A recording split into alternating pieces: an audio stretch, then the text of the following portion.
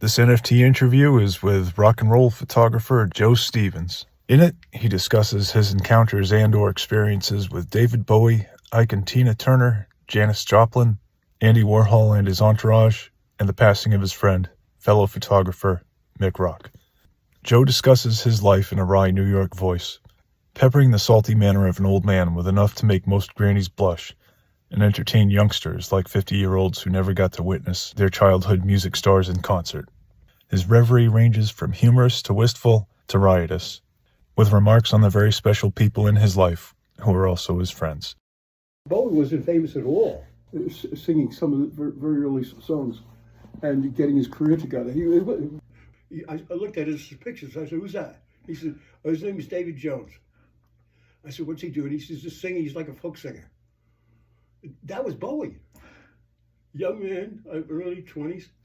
And so he launched his career very easily, being a British guy, knowing David Bowie and getting all those pictures and shooting rock videos of him. And at that time, rock videos, that whole art was sort of unknown yet. And so we kept running into each other, and I'd see him doing videos, and they'd interview him and stuff. And he was getting really snotty and stuff, but that's the nature of British people. They get snotty after a while because they resent the upper class, whereas we barely know the upper class. Right. You probably know the upper class with those fucking tips you're getting. And well, unfortunately, Mick Rock passed away from a heart attack at the age of 68 or 70, something like that. Wow. Real nice guy. I knew his wife, Sheila, and he moved to America, to our country. This British photographer. He moved to Staten Island, New York. So I'd see him a lot, dealing different kinds of money. I was always like semi-broke, but I'm a real journalist. Real journalists, they're not very good with money at all. They just work and work and work, and they pay no attention to it, and they can hardly pay the bills. But he wasn't like that at all. And so I'm very sad that he passed away. I outlived him. I didn't think that was going to happen. But a really good photographer. He did album covers for Queen, for Iggy Pop, Bowie, and some really good stuff. I admired him. He was very good with the studio. Wasn't too crazy about live stage shots, whereas I was good at it. Because I'm a tough guy. I could go into a mob of moshing kids, beating the fuck out of each other, and get the pictures. Yep. and not complain about it, and go back to the office and give them to my editor. And he'd say, "So how was it?" I said, "It was a little bit wild." I remember that. A little. A little bit wild. Yep. People flying in the air. But it's true. I have pictures of people in the air. Wow. Yeah. I mean, Woodstock was like that. Oh, yeah. It really was. They'd go sliding down this hill in mud. And they'd get up and they'd find a way to get up. It was sort of like skiers. They'd find another way to get to the top of the hill again. So did Woodstock have a dark side to it? I mean, was it a 50-50 thing? No. It was all innocence, really. No muggings, no knifings, no shootings. People come up to you and they say, "Have you eaten?" And I said, "What?" And they say, "Dude, have you eaten?" Wow. And I said, "No, why?" And he said, Come with us." Wow. And there'd be a whole tent, a giant tent, and all these hippies cooking all this stuff. Wow. And they'd seat you and make sure if you were tripping, that you weren't flipping out. And if you were, they'd bring you into another tent where it was like a hospital. And they'd give you a cot. And these were hippies. It wasn't medical people at all. And it wasn't chefs cooking the food. Yeah. It was all kids. And it was wonderful. I showed up at Woodstock with a girlfriend. She was a local girl. She was actually from that area where Woodstock was held. But we met at Woodstock, but we knew each other. So it was sort of a prearranged that we'd meet at the festival, getting there in different means. So I got a ride up by a guy in the station wagon who was the road manager for the Incredible String Band, a British group. And he knew the back roads. So the entire nation wanted to be at Woodstock, and most of the nation was stuck on the roads and the throughways to get there, but because of traffic jams. But we just zipped through, and we got to Woodstock, and he set up the stage for them. So all of a sudden, I had no credentials, had no connections, didn't work for any publications yet, and I took pictures of an Incredible Strength Band standing on the stage with them. Yeah, and they came over and they gave me joints and stuff. It was 500,000 people watching me smoke dope. And they all said, "Hey, dude, that's cool, that's cool." It was really amazing. No, sir, there was nothing nasty happened. People lost a lot of weight. Some guy from Time Life magazine gave me his business card. And he said, "Listen, kid, so you live in New York City?" I said, "Yeah." And he said, "What are you going to do after the festival?" He helicoptered in. I went by station wagon. I said, "Well, I'm going to go back to the city and take a shower." I was filthy. Oh yeah. and get some nourishing food in me. Why? He said, "Well, don't do any of that. As soon as you arrive in Manhattan, go right to the Time Life building in Midtown. You know where that is?" I said, "Yeah, I'm a New York guy. You're going to tell me how to fucking find Time Life building in Midtown, New York?" And they said, "Yeah, well, calm down." And I said, "What am I going to do there?" And he said, "Bring all your film. We'll process everything. We'll give you beautiful proof sheets. And if you shoot color, everything will be beautifully done by some of the world's best technicians and stuff like that in the world." So I did. And I got out of I went into the building, and when I arrived, the elevator took me to like the 35th floor or something. And I got out, and it was Time Life. And I walked over to the counter, and one of the girls behind the counter, she didn't even see me yet. She said, "What's that smell?" I was stinking up the whole office. A stinking hippie, huh? Yeah, dirty hippie. Oh boy. Who had lost about 12 pounds. And so they were doing a Woodstock edition, a special. And so they wanted to see all my stuff. And a lot of it was just really bad photography because I didn't know what I was fucking doing. And I just started. I started that year, 1969. And they said, "We're going to run one of your pictures of the band." I said, "Great, wow. Which one?" And they showed me. They had the early stages of on a glass screen. They could show thousands of pictures that were coming in from the elevator by people like me. But the world hadn't seen that yet. Yeah, that was your internet, right? Yeah, and they can move the pictures around to see if would this work better over there on that page? Wow. And it was, what a treat that was. It kind of scared me. I'm like, "Oh, wow, this is high-tech stuff. This is early digital." Yep. But it wasn't even digital. It was something else moving things around. Yeah. Digital wasn't to happen for another 15, 20 years. But it was in the works. Yeah. I thought all of that was just a miracle. It wasn't a miracle. It was Life magazine doesn't operate on miracles. they knock out magazines and newspapers. And so that was a great experience. It got me launched. So I might have been a little bit famous, but Mick Rock was very famous, and I'm going to miss him a lot. He gave me a lot of good advice. I got a job after all of that in London. I got a job working for a music newspaper, high circulation, salary and everything, insurance. They got me a passport. They got me a visa. It got me permission to stay in the country.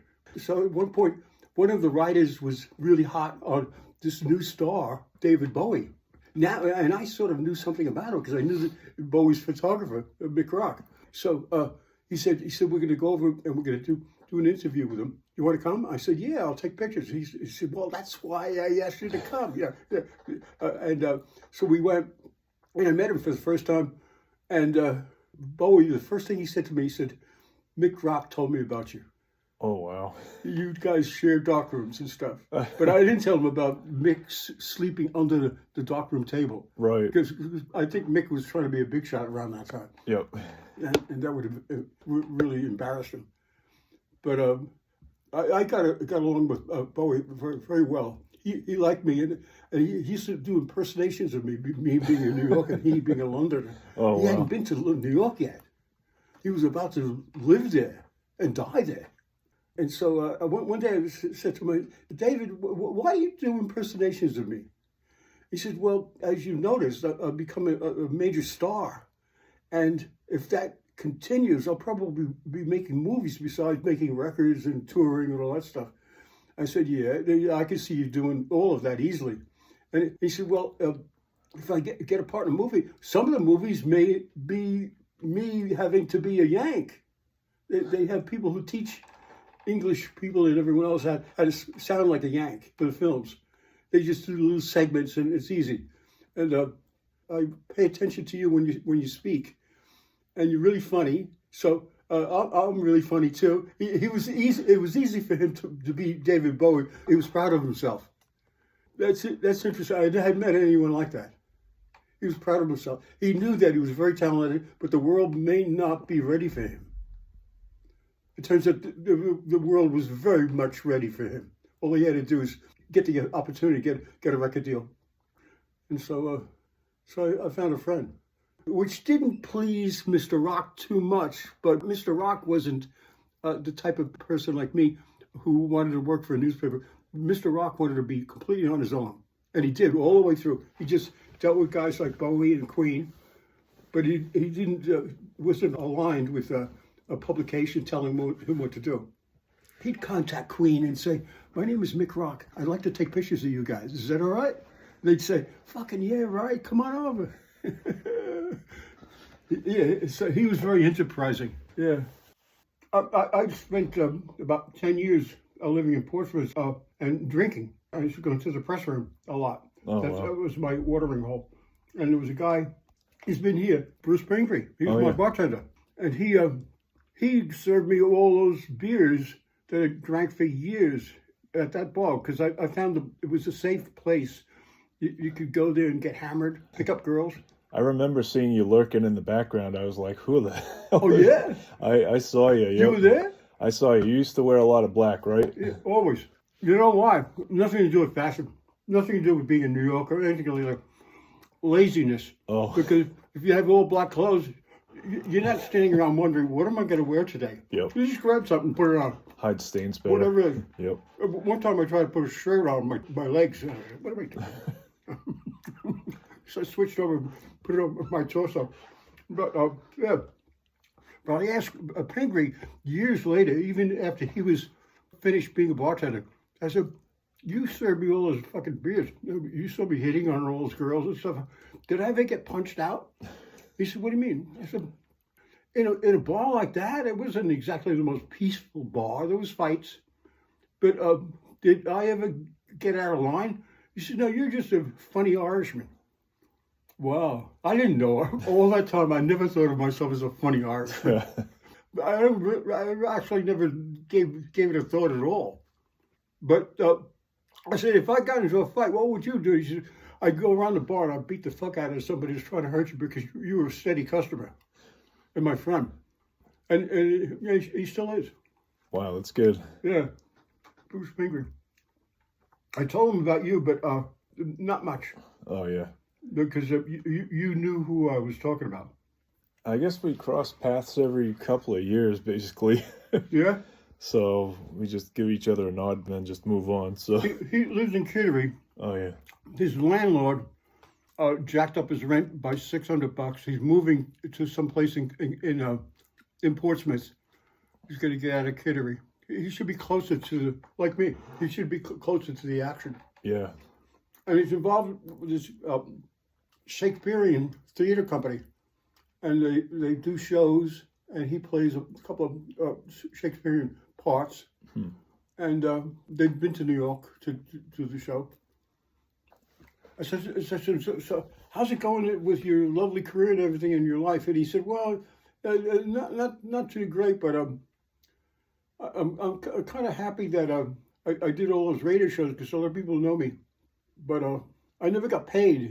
He was on UNH radio station for like 30. He still is, but except I think they're not doing too much broadcasting like what he does. Yeah, he's just really happy to have the show. Yeah. And then they never asked the university to pay him. He was still on the radio station. He was still bartending. And around that time, I was living on Cabot Street in Portsmouth. People wanted me to do photo exhibits, but I didn't have any of this yet. I didn't even have this. This is all prints. And this stuff here, it's all negative. Some. And then there's another spot where I have all the slides. I didn't have anything. All of that was in my friend's house in New York. I wasn't sure what I wanted to do with all that stuff. But people wanted me to do photo shows and art galleries and stuff like that. And Bruce wanted me to do a photo show on that brick wall in the press room. He said, you'll sell like maniac. You sell out everything. I'll advise you as to what would really work with this particular crowd, because he's dealing with their music and their taste in radio and stuff. And so I said, yeah, but I just had this little car. I had a Mustang then. Just a little car. How am I going to get it here? There's two file cabinets. He said, well, I've got a van. Let's go. I said, what? What did you just say? He said, I've got a van. Let's go. I said, you mean right now? He said, well, yeah, I've got 2 days off. We got into his van. I had a show at CBGB's coming up. I wasn't going to go. I sent the pictures. They already had them. And now I'm thinking, geez, I could go to that show. Brucey and I could go to that show and then go upstate and get the collection, the entire collection, put it in his van and bring it here, bring it to Portsmouth. We did. We fucking did. And to this day, I mean, that's the reason why I got planted in this town, in that town, because of Brucey. Yeah. He didn't think it was a big deal at all. He thought, well, you know, I'm a New Hampshire, Portsmouth kind of guy. Getting this collection here is a plus, big plus. So over the years, I've had countless shows there, everywhere else. The Cafe Killam. But then digital came in. Oh, yeah. And I became digital. So now a guy like me can do shows where I bring my digital projector, hook it up to this, give me a movie screen. I've done countless shows like that, including in New York and Boston, Sonny's in Dover, you know, if it's still there. I did a couple of shows there. Big hit. They loved it there. They went nuts. I did a Sex Pistols show. They went nuts, completely nuts. People come up to me and they said, so did you ever do heroin with Sid Vicious? I said, just get the fuck out of here. I take that as a big no. Big no. I've never done heroin. I lost too many people, but by the time I was like 21, 22, I already lost my best friend and a whole bunch of other people over the years to heroin. I hate that drug. Hate it. He's a good guy, Brucey. He's not as full with mirth and humor as he used to be. He's a little bit sour, but I know it's inside him. I know he's got a good heart, and he loves the blues. I tell him my stories about going to Chicago long before I was a photographer, and going to a nightclub in the north part of Chicago to see Howlin' Wolf. And he said, you saw Howlin' Wolf at that club? He'd heard about that club. It was partly owned by Howlin' Wolf, and he played there a lot. So when I told him, and he just looked at me like, you're one of the luckiest persons on earth. Did you talk to him? I said, well, a little bit. He was kind of, I was the only white guy in the whole audience. And he was really playing for his friends and his family, people, and people of his color. And so I was an exception. So he had to cool it, because the others would get a little bit testy with him. He didn't want to cause any trouble in his own club. But I got out safe. No one harmed me. He gave me some bodyguard to get to my car. He said, well, go my friend. You know. But I saw Howlin' Wolf. He went nuts. Brucey went nuts when he heard about it. And then I told him I went to photograph later when I became a photographer. I was assigned to do the Rolling Stones at Madison Square Garden. And I didn't know there was an undercard. I'd never been to Madison Square, the new one. I didn't know that there was a support band or a couple of bands before the Stones. I thought that they just came out and did like a 2-hour show and fucked off. And I got there, and B.B. King was on stage with a 12-piece band. And I asked some people, I thought maybe I come to the wrong gig with it, but this sounds like B.B. King, so I'm going to stay. But how come they're there? And the ticket guy said, well, they're on tour with the Stones. And he said, so you don't know about opening bands? I said, well, not here. Yeah. And he said, well, you see what happens after B.B. King. I said, what, the Rolling Stones? He says, something before that. And he didn't tell me. So I had a really shitty seat. I was working for this magazine, but they had no pull at all. So I was like row 17 to take pictures. Luckily, I had a long lens. So I put it on some kid's head in front of me. And I stood on a chair. I told him, when I tap you on the shoulder, stop moving, no sneezing, nothing. Just freeze, and I'll be shooting this lens over your head. And so I was taking pictures of B.B. King, and then the house lights went on, and I'm in row 17, and I looked to see all the people that I joined who had seats there. They'd all paid to get in. I got in for free because it was all of the Andy Warhol crowd, every one of them. Candy Dollar, Warhol, Ultraviolet, Viva, Joe Dalsandrini. It went on and on. I knew who they were because I read a lot of pop kind of stuff. And I waved to them, a couple of waves. They knew who I was. They waved back. I said, why the fuck am I at row 17 if I know the Warhol crowd? And even a better question, what are they doing at row 17? They're big shots. They're the fucking Warhol crowd. They should be in row 1. So it was like that. So the house lights are on, so I could see them. Then the house lights dim.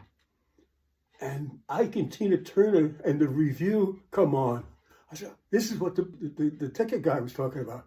And they were just magnificent. It was 5 girls, just stunning, the best looking black girls I've ever seen in my life.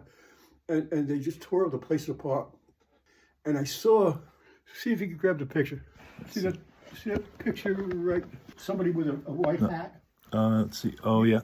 Yeah, that one there. Okay. Yeah, you just put it. Okay. Pull it out. Sure. Let me wipe my hands a little bit. Don't worry. Okay. There we go. I took that at Madison Square Garden. During the show, I could turn just kicking ass. I could see a white hat backstage behind the drummer. And I was wondering, who the fuck is that? Whoever it is a big shot because the person's on stage. It was Janis Joplin. Oh, wow. And so Tina brings her on stage. They tore the stage apart. 18,000 people were completely crazy because they knew what was going on. They were all the rock and roll fans. And they leave the stage. The applause went on and on and on long after they could have gotten into limousines and gone back to the hotel. Really, the audience was still... They were completely, including the Warhol crowd, they were completely crazy. Like, what a great fucking night this is. Then the house lights go down again. And fucking Mick Jagger with Mick Taylor instead of Brian Jones got on stage. And Mick, he was in the Uncle Sam hat and the Leo t-shirt. And he's a skinny little guy. I had to go back to row number 18 just because I knew all these people and all of this stuff was going on. It was chaos. I still had to go back to where I should have been, my seat. And I'm taking pictures on top of this guy's head. And the Rolling Stones, I'd seen them before. One time when I was a tourist and I was in London. It was the first time I went to a Rolling Stone gig with Brian Jones in the band, the original guy who helped found the Rolling Stones. The Beatles were also on the same bill. It's just amazing. I remember saying to someone, how come the Beatles and Rolling Stones are on the same show? And one of the kids there, he said, well, they both won awards and they're going to get a trophy in a couple of minutes. And I thought, wow, isn't that nice? They treat their rock and roll stars little trophies and stuff like that. And the rock and roll stars think it's such a big deal that they show up and do a gig. Rolling Stones and fucking Beatles played to get a trophy. You know? Yeah. Wow. But I knew her, so I had some extra bread. She lived at the Chelsea Hotel on 23rd Street in Manhattan. And she was a big star. And so one day, there was a bar downtown near my house in New York called Nobody's. And she used to go in there a lot and get hammered. They'd have to carry her out. And I'd yell out, ambulance, ambulance. And they'd be carrying her around. She said, fuck you, you cunt. Yeah, she was like that, really. She was from Texas. She was just a rough little girl. Yep. And pimples and stuff. He wasn't very attractive at all, but a great heart. You could tell if she was a stranger to you, you still could feel the heart. Oh, wow.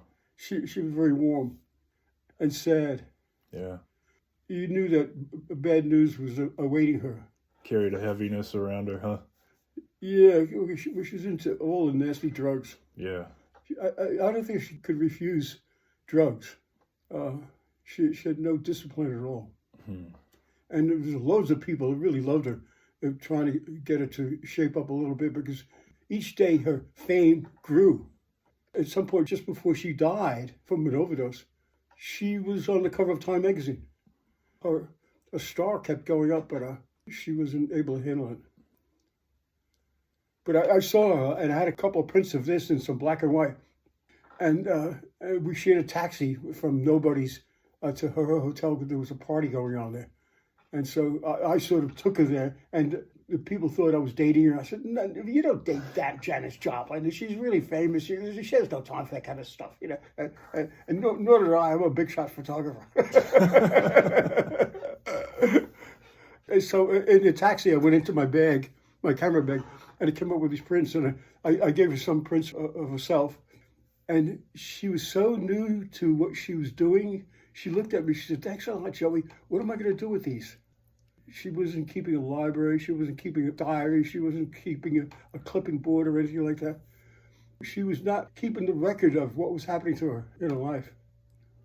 Yeah, very sad. I really loved her. She was like my messy, awful, horrible, sweet sister. The one that you have to protect all the time. But, yeah. And then years later, I got to meet Tina Turner at some gig in Belgium. But I would have loved to have gone on tour with Janis Joplin.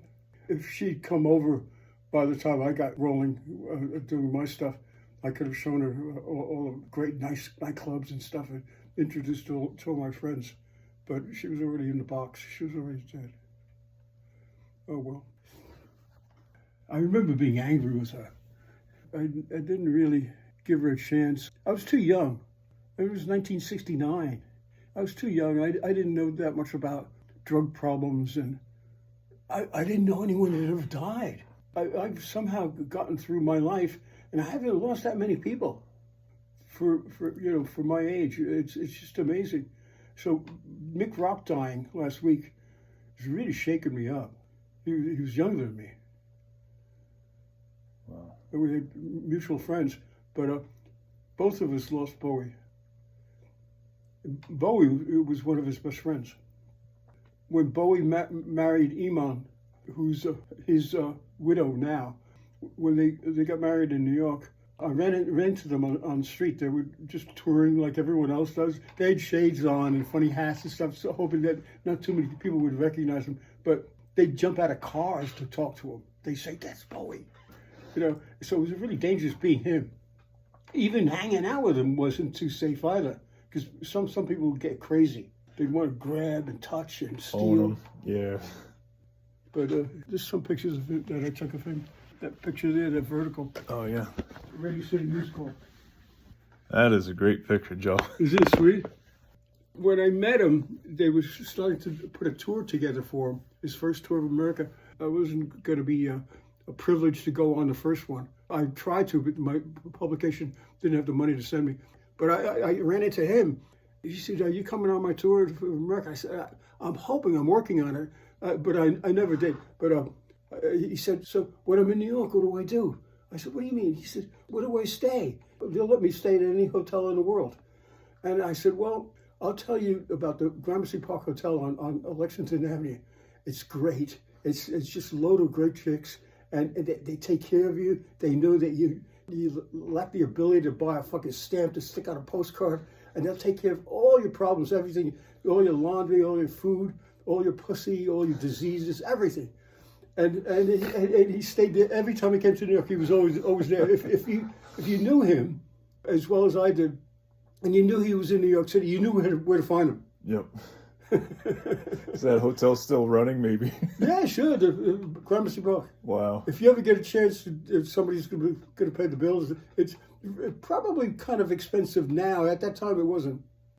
Yeah, it's a great hotel, and it's close to Greenwich Village, and the buildings are really short. It's a fantastic hotel, great location. Yeah, he was staying at the Gramercy, and so I got sent to Radio City to take pictures of him. I didn't have a backstage pass or anything. When these people get big, whether you know them or not, it's really difficult to get to them. And I don't usually try to work too hard to ingratiate myself with people who should remember me. Right. I remember them, but they're famous. They're easy to remember. But so I went to the gig, shot this, and got into a taxi, and I knew exactly what I was going to say to the driver, Gramercy Park Hotel. And sure enough, there he was, holding court in the downstairs ballroom with his fans and his musicians. He had a big band on the stage for this. And so at some point he waved to me, and I went. I'm just trying to picture him wincing at you flipping him the bird. Yeah, right, yeah. And he said, we did that for a while, people watching us, and then eventually I walked over and we hugged, and he introduced me to the entire band. It expanded it to about 16 people. What I knew him, it was just Spiders from Mars, 3 other guys. I imagine that when he died, Mr. Mick Rock, was just crushed. Yeah. I didn't know he was ill. That part of him I didn't know. Yeah. I didn't know anything about his health problems at all. Huh. When Mick needed a triple bypass for his heart years before he died, and Bowie paid for it, cost $65,000. And at that time, I bet that hurt his budget. Wow. That was a lot of money around that time. Huh. And so they're very close friends. And then I remember running into him in London after some gig that he did, leaving a photo lab place where I got pictures printed and processed in Soho in London. I hit the streets, and I'm walking down the street, I got all these bags of pictures and stuff, and I hadn't even looked at them yet. It just cost me a couple of $100. And I was going to grab the underground and go home and look at them on my light box. Mm-hmm. And I hear, and this Bowie, the windows of his limousine went down, and he's sticking his heads out, and he's looking at the bags, because they're all striped bags for the camera store. And he said, you have any pictures of me in there? I said, yeah, a lot. Why? What are you up to? It's 8 o'clock in the morning. What are you doing? You're a pop star. Pop stars don't get up this early. And that's true. And so he said, get in, because he wanted to see the pictures. And I said, David, leave these pictures alone. I need a light box. I need no dust. I need to look at, I don't want to show you all the garbage, all the bad pictures. I want to show you the good ones. He said, where do you live? I said, Finbar Road in Chelsea. He said, tell the driver. We went there, and my girlfriend, Kate Simon, another photographer, who'd already photographed Bowie from Poughkeepsie, New York, really. She's walking around the apartment, smoking a cigarette, drinking coffee. Has nothing to do that day. She's just going to goof off and do the laundry and stuff. Well, all of a sudden, Bowie walks into her kitchen. And she goes, oh. And I said, Katie, you know David. And they met. She made some more coffee, rolled some joints. We had some dynamite hashish at that time. And we all sat and looked at all these pictures, all these Bowie pictures. Yeah, that was a treat. That really was a treat for us, because we didn't play any games for him at all, because we didn't expect him. Right, yeah. I think if it had been planned, I think we would have been all freaked out. Yep. Wow. And you get to see our place. It was a complete wreck. But he was a lot of fun. He was non-melancholic. So if you saw him from a distance and you knew him, like that time at the Gramercy Park, you didn't come over to him with any of that typical whoa, boy, didn't we have a good time in Chicago with all those girls and all that fucking going on, huh? He was not into the memory. He was not into the past. He was into things that were just about to happen on the future and the future. So he'd see you, and he's running things in his brain about what he read in a magazine about new developments with photography. He knew about digital about 8 years before I did. And he was a pop star. Yeah, he was something else. He was a treat. And the proof of the pudding about David Bowie versus these other pop people is that he never copied anyone. He was a 100% genuine original. They never made anything like that after him or before him. When he showed up, there was no example of anyone prior to him being on this earth. They could say, well, he's like Robert Newton or something like that. They couldn't. There was no comparison. You run into most of these actors and actresses and musicians, they picked up things from other people and brought it to you, and brought it to an audience. Yeah, he's something else. I always rave about him because he was, except for the Sex Pistols, he was the most exciting person to photograph. And dead easy to sell the pictures. People say, you got David Bowie pictures from when? And I tell them, last week. And they say, fucking hell. Really? I tell them about Slade and Led Zeppelin and all these other bands, and they say, yeah. Did you ever have people pay you to take an unofficial photo of your photos? Like something they couldn't republish? But like maybe at an angle or something. Of my photos? Yeah. Yeah, for mementos. Yeah. Yeah. In fact. Oh, yeah. My agent, who also was his agent in Portsmouth, she contacted me one day. She said, he wants to take pictures of you for the magazine he works for.